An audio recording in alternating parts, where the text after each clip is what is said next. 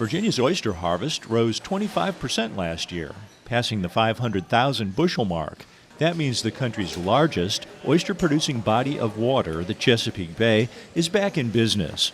The dockside value for this harvest increased from $16.2 million in 2012 to $22.2 million in 2014, with an estimated economic impact of more than $58 million.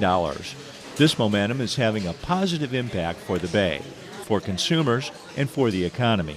But it's not just wild oysters anymore. In Virginia, I think it's 200 and some licensed growers today.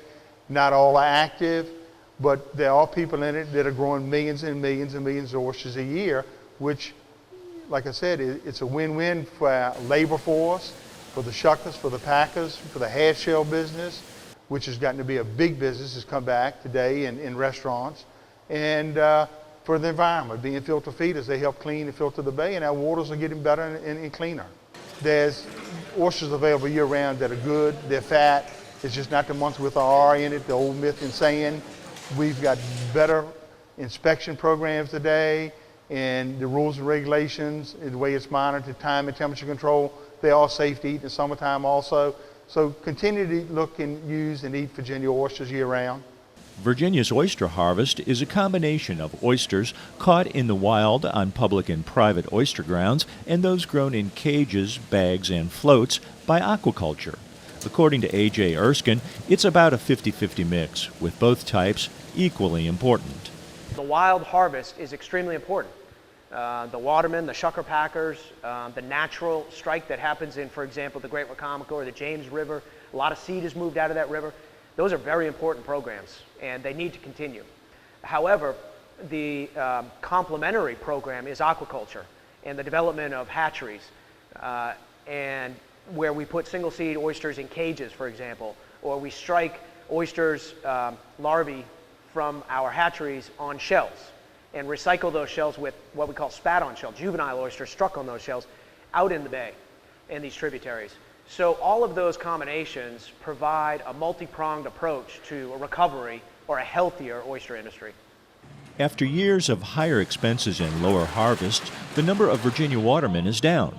But the return of the oyster has offered current watermen a viable option and new watermen a way to enter the seafood trade. During the 2012-13 season, almost 409,000 bushels of oysters were harvested, and in the 2013-14 season, that number increased to more than 504,000 bushels. That's the largest harvest since 1987. A lot of the watermen have diversified and gone into growing oysters, and some of your oyster producers and packers have gotten into it who had their own private grounds that did single or spat-on shell. They've gotten into it because of that one factor of disease and predators. And this is a way to protect that crop and know that they have something for the future to harvest. And they grow fast. In a year, year and a half, 2 years, they have an oyster that's ready for the marketplace, to whereas a natural wild strike oyster generally takes 3 years. Market size is approximately 3 inches for oysters in the shell. The workers at shucking houses arrive as early as 1 o'clock in the morning and are often done packing by mid-morning, with their product packaged and ready to be shipped. The shuckers grade the meats and place them in separate stainless steel buckets. The shucked oysters are designated by size according to numbers per gallon. We can't mechanize shucking oysters because the irregularity of the shape of the oyster, you can't put it down a belt and have a knife go in it and cut it. It has to be done by hand. But the flip side of that is that there's a lot of care taken with the product. Our shuckers that are local have been here for 30, 40 years.